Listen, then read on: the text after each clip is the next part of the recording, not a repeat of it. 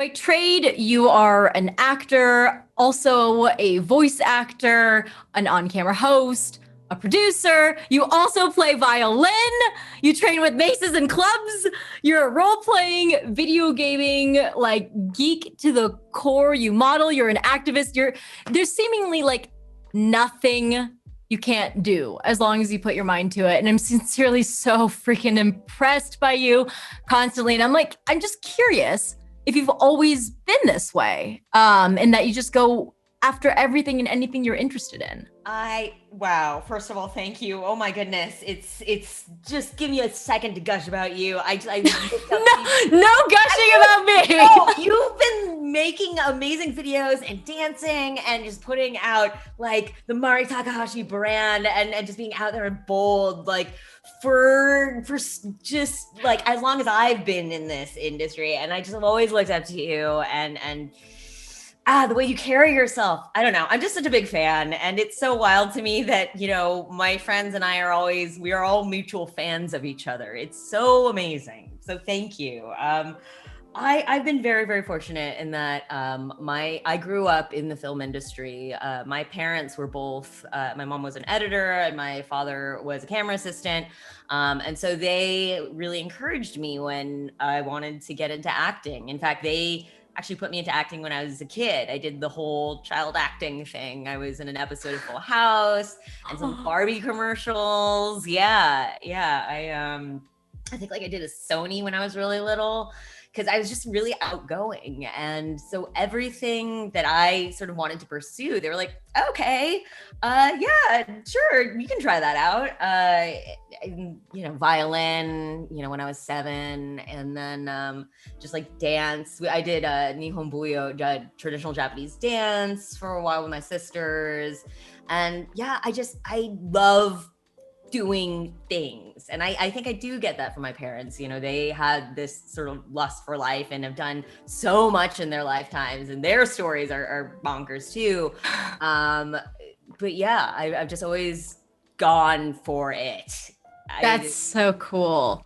That's awesome. I think I come from a sort of a similar place where my parents encouraged like ballet first, and I think there's so many stereotypes, especially around like Asian families and stuff like that. Like if you're not a doctor, a lawyer, then you're failing, like academics first and stuff like that. I know you've done a lot of schooling. You've done everything from Upright Citizens Brigade to performing Shakespeare at UCLA. Like you've put yourself through that schooling, yet you've been able to freely sort of like, your family has allowed you to depart from like those norms. What's it been like, hearing about what the norm is like all throughout your life and being able to like kind of skew away from that? It's funny because we really did value education growing up. There was always the expectation that I'd go to college. And it's not like my parents ever really pressured me. And even for violin, that was my choice. I heard Vivaldi's Spring, and I was like, I want to do that. And so, there was not a pressure, but there was just sort of a value placed on education. And, I graduated, like with okay grades in high school. I think I got senioritis near the end there. And then I went to Northridge for a while, and then transferred to UCLA. And I'm really grateful for that experience. I ended up majoring in communications, which at the time, I can't even imagine what it is now, because back then there really wasn't like YouTube didn't have channels yet, I think, and Twitter wasn't really a thing. And so I can't even imagine what the communications curriculum is like. They were just starting out. I remember I had a critical analysis in video games class. That was really, really cool. And to me, that was like, oh, so cutting edge, and so it was always sort of this weird amalgamation of, like going to school, I'm going to get a degree. I wanted to do, at the time, I think I wanted to do what Colbert and Jon Stewart were doing with Daily Show and Colbert Report at the time. And then also, sort of pursuing acting on the side, and being in youth orchestra and being sort of artsy. And it wasn't until sort of after high school or after college that I sort of came back around to, okay, I'm going to go into the arts full time, which is a scary leap. I mean, you did it. Yeah. Yeah, I did it, but it was really late in life, like it's always scary. It's always scary making the departures from what you think you should be doing, or, what you have set yourself up to do, and then being like, I'm going to do something else, especially like before, like now I think it's really more conducive to like if you're not happy, go pursue the thing you want. But that wasn't really a conversation back then. No, I think that ours was the last generation to really truly be expected to go through that pipeline of, you go to school, from a certain level, like suburbia, sort of like middle class, you go to school, you get your degree, you get your job, you get married, you have kids, white picket fence. And I always knew that wasn't in my future. I always knew that I was going to do different things and that I was going to pursue entertainment in one way or another. But, I like the skills you kind of pick up along the way with the structure of school were helpful for me. I'm extremely ADHD, so I needed that focus. And I don't know, sometimes I think about what if I had gone to, because I went to the Strasberg Institute, the method school after college. And I wonder, what if I'd gone to acting school directly after high school? Or what if I dropped out, and I continued, doing acting from when I was a kid instead of doing violin. But I feel like all the decisions we make to get where we are the right ones, as long as we're happy. I love that, because I think that, we're almost taught when we're a kid that there's one straight line to the goal, and it's so not that. And nothing we ever do, no job we take, no weird gig, or, the jobs we hate or whatever it is, it's never in vain, and I hope that more young people understand that. Yeah, I mean, because when I was younger, I definitely thought of I have a goal. Whereas now when I look back on it, sort of all of the weird detours and the side hustles and those experiences were what got me to here. And those were so valuable. And I mean, I don't know, you have talked with a lot of people, interviewed a lot of people too, but I've noticed when I have interviewed a lot of voice actors or developers or actors that nobody has the same sort of story of yes, I graduated from this, or yes, I started when I was younger. It's just such a mixed bag. Absolutely. I think that's what makes it so interesting, right? And that's kind of what makes a whole person too. And I think it's all those experiences kind of seep in. That is one of the most important things, the idea of the whole person. And I see a lot of people say, sort of oh, I want to, be an actor, or sort of I want to be a famous YouTuber, right? And you're great, cool, shoot for the moon. But what do you enjoy doing? What are you so passionate about that it is going to set you apart from other content, Because in the end, it really is less about sort of that goal and more about the things that you're doing that you're enjoying. Because I see you guys and all the work that you have to put in, and it's just people don't see the sort of hours spent editing and the the reshoots and the setting up the cameras and everything. It's work, Yeah. We have so much fun, but yeah, it's work. All the stuff that is super boring is never really brought up to it. But, I mean, I think that's also that's the schooling, and that's all the experiences, it's the reason why you're so good at what you do is because of all of the experiences that we have not seen. It's everything that you've experienced. Going back a couple of questions, I want to know what some of the seemingly most off the journey gigs have been for you, not necessarily the strangest ones, but the ones where you're I don't know why I'm doing this. Oh my goodness, there are so many. I mean, I have done. Okay, so one of my friends, so child actor, and then for a while I was doing violin. I would be like a violin tutor. One of my first sort of retail jobs as a teenager was I worked at a knife and sword shop. Of course you did. Yeah. So I would go to our local mall, and there was this place called the King of Knives, and they had, in addition to chef's knives and pocket knives, they had sword replicas and functional swords too, which was the coolest. They had all of the Lord of the Rings swords, and I used to go to that glass case and press my nose up against it, and like people would come by and be like, "Oh, who is that? Is that Frodo's sword?" And I'm like, "No, actually, that's Arwen's sword."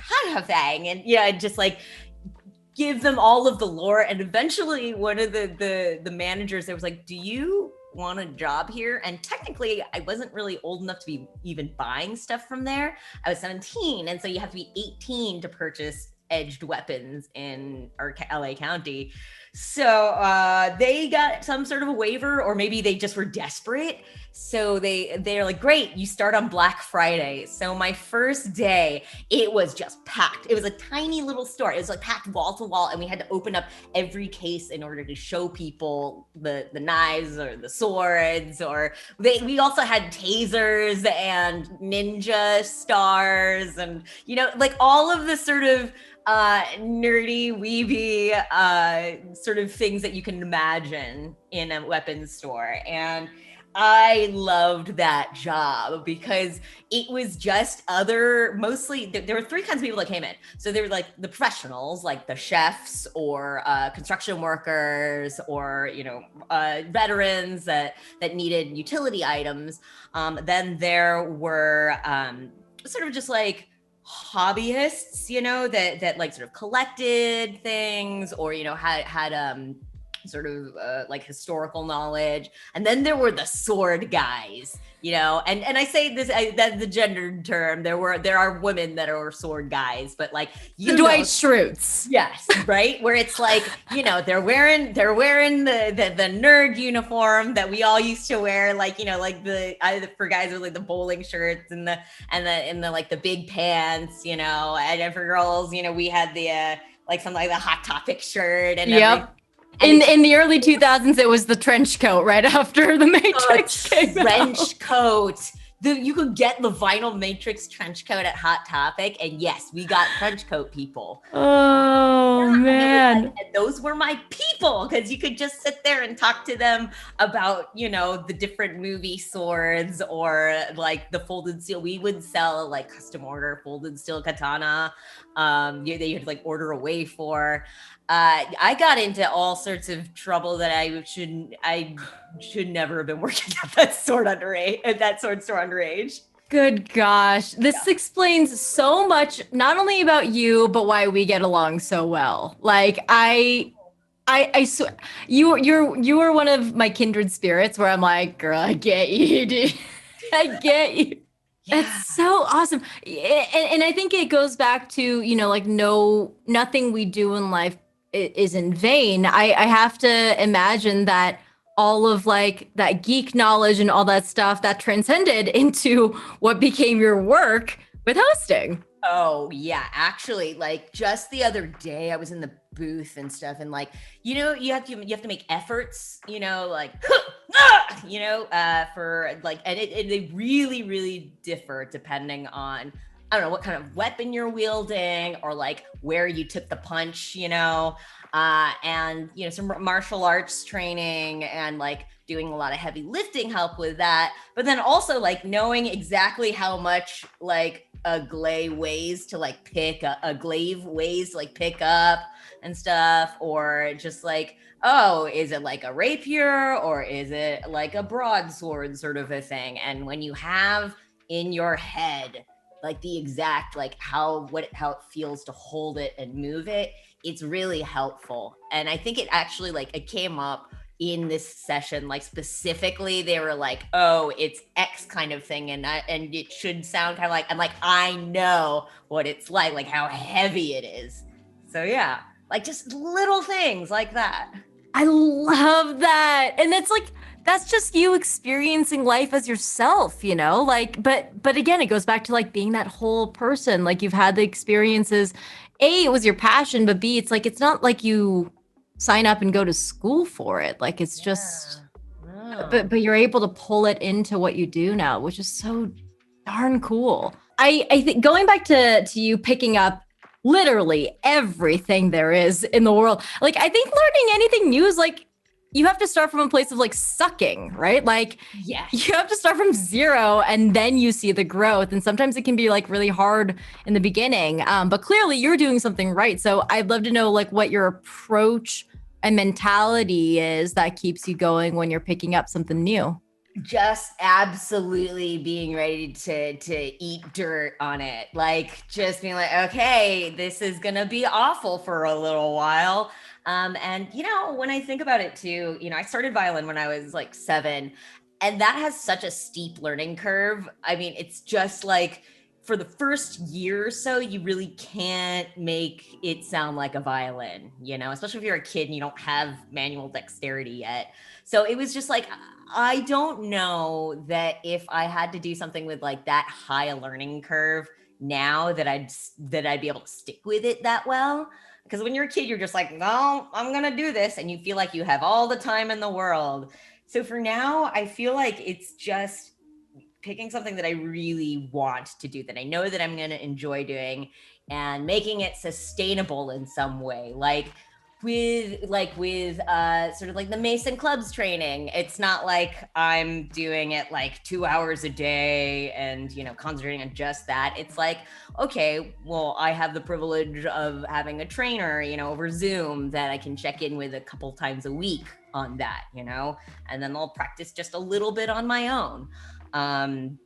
Just like making sort of manageable goals, and being willing to completely biff it, and just like making sure that it is something that you really are passionate about seeing through are just like kind of my tips for sticking with something. But there are stuff that I just kind of like I don't give up on, because I'll still put it in the rotation, but that I'm like, you know, I'm like, now I'm really concentrating hard on guitar. Now I'm really concentrating very hard on aerial. You know, you can't do everything, but Right. You have the dichotomy though of like sticking to a couple of things for like many years, right? How long have you been doing violin for? Oh my God, I've got to be like 25 something years, maybe 20 something years. Oh my God. Amazing. So like you have something that you've more or less have like mastered, right? Like something that you've stuck to for very, very many years. And then you have the stuff that you're into and sometimes you're not, and sometimes you get into something else. Like what do you think that is the right balance? Like without having the one thing that's like the solid thing, does it make it harder to get into the other stuff? And like, you know, I had the privilege of, you know, a stable income now. That was not always the case. And I used to like do like skill trades or whatever in order to like I'll teach you violin if you teach me some like martial arts or something. But you know, I have a stable income, so I can like have like maybe 2 hobbies at a time that I'm sort of concentrating on. You know, one of them I like to have like be fitness of some sort, and then, you know, one sort of thing for my soul.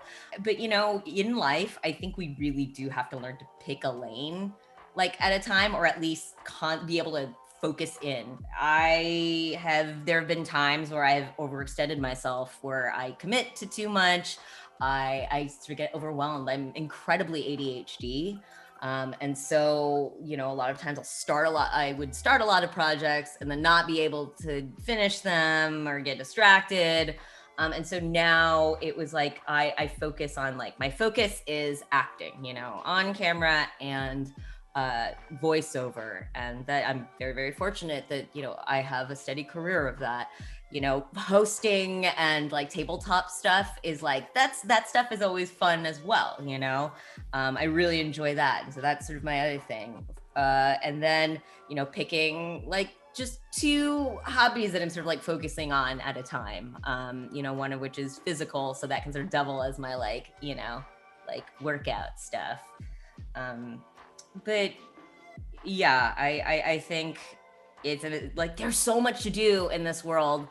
You have to sort of just focus things down, otherwise you'll get overwhelmed.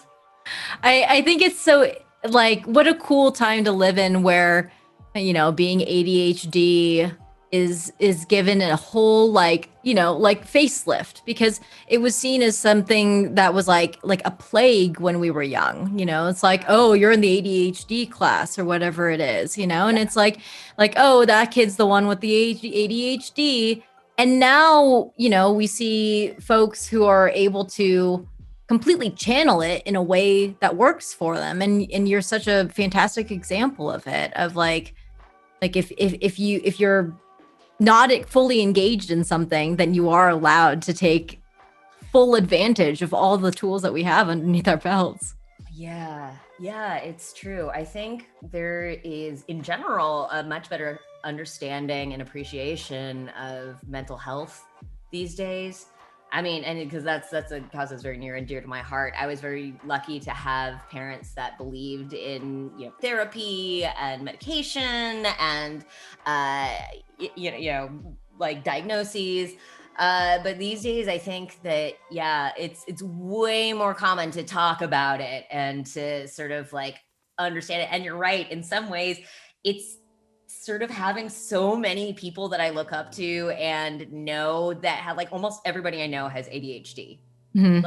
Like so many creatives have it, just because it's not that it, like, if you have ADHD, you're going to be better at this. It's just that like ADHD people are drawn to this sort of life, the content creation and the it's acting. Wearing the million hats. It is. It's just like constant stimulation. Like you just need, there used to be a very limited accessibility. There was literal and metaphorical gatekeeping back in the day, and there still kind of is.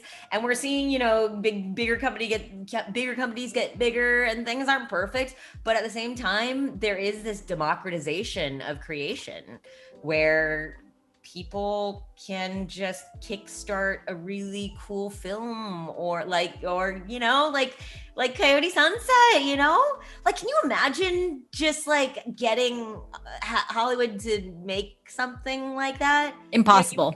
Yeah. Impossible. Look at how long it took for Crazy Rich Asians to happen, right? Like the huge gap of seeing a full Asian cast in like a Hollywood made film. I mean, and you tapped on something earlier of like how things have gotten better and they're continuing to improve. But I'd love to hear a little bit more about your voice acting with, your incredible credits, including Destiny 2 and Fortnite and WoW and Cyberpunk 2077. I said that right. Marvel's Avengers. I mean, like, you've done so much. I'd love to know what it's like to see yourself as these different characters, but in a sense, still being able to see yourself in them. It is weird. It is weird. Fantastic answer. Like I love, like, I was playing Destiny before I took over the role of Anna Bray, and I don't know that I've played since I took over the role, because it's just like, I'm like, well, what if I hear myself? Well, that would be weird. I'm always my own worst critic. I think all of us sort of are all of us artists, but it's unbelievable to me because I set out to do voiceover in video games. I specifically said, I want to be in video games. I know there are a lot of people that are just unbelievably talented at video games, but that's something that they found, but for me, I specifically wanted that, and I'm doing it. And it's I keep waiting, I don't know, for the universe police to come get me or something and be like, that's impossible. imposter syndrome, and the most talented people have it. Why is it? I mean, good gosh. I mean, I guess, yeah. Good gosh, why do talented people have imposter syndrome? It's a plague. It is. It's the reverse Dunning-Kruger effect, you know, because like for the Dunning-Kruger effect, where if you don't know what you don't know, so like the less you know about a thing, the less you don't know. But like the more you know about a thing, the more you're like, oh no, like no, that's not good. That's not good enough. But yeah, and I have always struggled with imposter syndrome, but it's getting better because like, you know, it's weird to be like, yeah, I am good. Like I did enjoy that performance, or like, I'm proud of what we accomplished and all of that, you know? I mean, and it's so much fun. It is so much fun.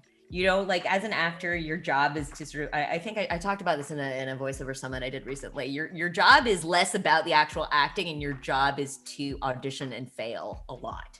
I mean, like I have gigs of failed auditions, and I mean, failure is like, they just didn't like what I chose to do, my choices.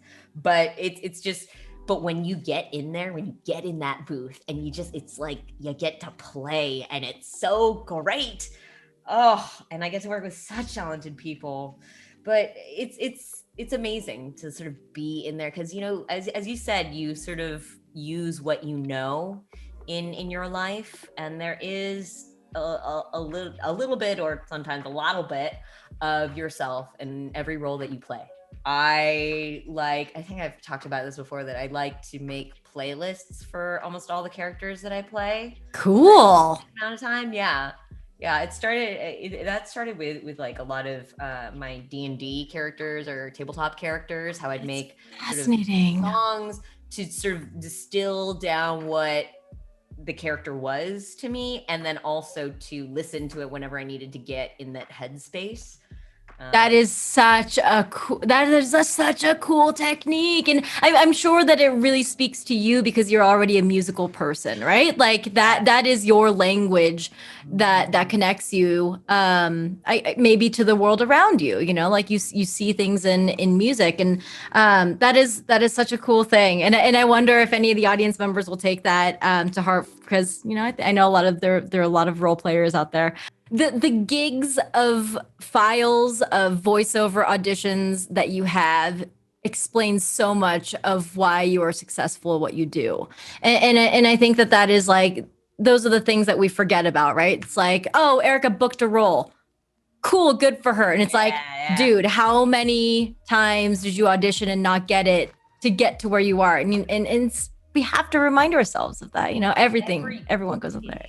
It's just that it's failure. It's constant failure, and having a thick skin, because like you, as I said, like you put something of yourself into every single one. Like every time you step up to the mic or step in front of the camera, you are putting like a piece of your soul out there, and you're like, do you like this? And then just getting ghosted, because they don't tell you no. Like unless you get to like, in some cases when you get to a certain point, they'll give you the courtesy of a no email, but that's so rare. But it's like literally like getting ghosted, like putting your heart out there and getting ghosted. Like imagine that like 10 times a week. Everyone on Tinder is like, I know. Right. Yeah. How did you develop a thick skin? It took a long time, because especially when you're starting out and you only you get like one audition a month or something, or like one every couple of weeks. And it's just like, everyone is precious and you like have to hang on to it. Then it's hard. Then it's a lot of, but I think one thing that helped was not tying up my self-worth in it. And it's easier to say once you have other things in your life. And I guess this is coming back to being a whole person. Like for on camera, I'm still like striking out a ton. But, when I'd be in the waiting room, waiting around, I used to be like, oh no, this is it, do or die. If I don't make this one, like, that's it. But it's not that way. No, like it is so rare to have like an overnight success. Most people are just been like floating around forever. Like Pedro Pascal did like, I forget, like Law and Order, like bit roles. Everybody's done like a Law and Order bit role, and it's just like a slow build, and every little, like, every success or experience is like a little token in the piggy bank, you know? Um, and I just, yeah, I had to sort of decouple my self-worth from the success of my acting, you know? Because just be like, am I doing a performance that I'm really happy with? Like, did I make choices that I really liked? Okay, then that's good. Then I'll get the next one. Then they chose somebody else's, like, choices. But yeah, but it's hard. And when I have, going back to the whole person thing, like when I have other things, I'll be like, well, okay, I didn't book that, on camera audition, but like, I still have to be sort of like working on this other like breakdown for a voiceover role, or like, oh, like I don't have like, I didn't hear back about those voiceover jobs, but like I have a D&D game that I'm really looking forward to, sort of a thing, where it's just like, I try not to say like I'm an actor, because then on the days that I'm not acting, I'm like, who am I? I'm like, I act, but I also, work out and eat and do other things that I really enjoy. Well, That's it's such a great way of seeing it. I'm gonna take that away as well, because there are so many times where I'm like, I don't know who I am, and I don't know, maybe it's just really human to want to label ourselves as the thing. Like, I am blank, because that gives us a little bit more structure or importance or whatnot. But for being in our heads. Yeah. Reasons for being. Good gosh, you're so, like, it all makes sense. Your success makes sense because of your mentality of it, and I just cannot wait to see where you'll be in even just like 6 months or a year or 5 years, 10 years, 30 years. Like, I can't wait to continue interviewing you, and when we're old and wrinkly, be like talking about where we are. I can't wait till we're making movies together. Oh my God, I just got chills.